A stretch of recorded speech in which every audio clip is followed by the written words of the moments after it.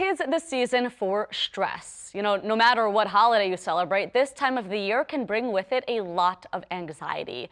It's packed with big expectations and high demands. We spend much more time with extended family. We do more entertaining, more shopping, more cooking, more cleaning, and it can be overwhelming for many of us. Here with some tips to help you and your family manage and minimize the stress of the holiday season is Dr. Ariel Kornblum, the director of the Manhattan Psychology Group. Thank you so much for joining us. Thanks for having me. Yes, so let's start off and just talk about some ways for parents, for children, for everyone to just stay calm this time of year. Yeah, so holiday season is very stressful for families, and there are a bunch of tips, but the first is really to prepare as much as possible. So for families, that means understanding what the timeline looks like. When are they leaving for the airport? What are the days looking like? It's Christmas, so first, we're going to open our presents here. Then later this afternoon, we're going to visit with grandma and grandpa. Kids do, and actually everyone does, so much better when they know just what to expect. Yeah, and I'm eyeing number 2 on the list there. You said expect. We hear a lot, let go of those expectations, let go of those rules. Give us an example of an easy way to do that, because that can be hard. Yes, so it's super hard, and something that I always tell parents is it's okay to have a set of home rules and expectations and a set of vacation rules, which are things that are just special for your vacation. A great example of this is use of electronics or iPads. I always tell families, it's okay. You're going on a 5-hour plane ride. It will be great for you to utilize the iPad. And it's okay because you could say to your child, this is what we do on vacation. But when we go back home, we're going to only use our iPad in the evenings.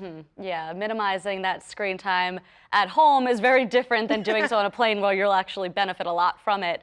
Something else on that list was exercise. I know sometimes this time of year it's super cold out. It's sometimes harder to get yourself to do, but it can really help clear the mind, It can. Either if you're exercising in home or you're getting out of the house, just doing something to break up the day can really be a great opportunity for the reset. And then you can come back to your family, the bigger family. For kids to just get outside and play a little bit, move their bodies, can also just break up what might be hours of just unstructured playtime at home. Yeah, something else you recommend is setting aside some time just for the core family. Tell us about that and what exactly that can do to help. Sure. So, sometimes around this time of year, families spend just a lot of time with their extended family, grandparents, cousins, uncles. Sometimes there are many, many people in the same home. So it's a great idea to just hold space for the core immediate family, which is another great opportunity to just do something together, to reset, to have that time so that you can go out and spend all that time with your extended family. Yeah, and with a lot of extended family staying with you,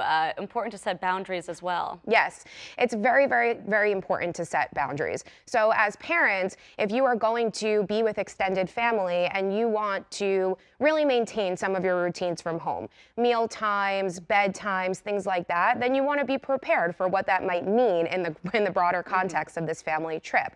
So setting those boundaries, saying this is what we're doing, this is what we're going to do today, and maybe being flexible on others, but really having that conversation ahead of time to decide what are we doing and where are we going to hold our boundaries. Yeah, lots of good advice. Dr. Ariel Kornblum, thank you so much for joining us. We appreciate it. Thanks for having me.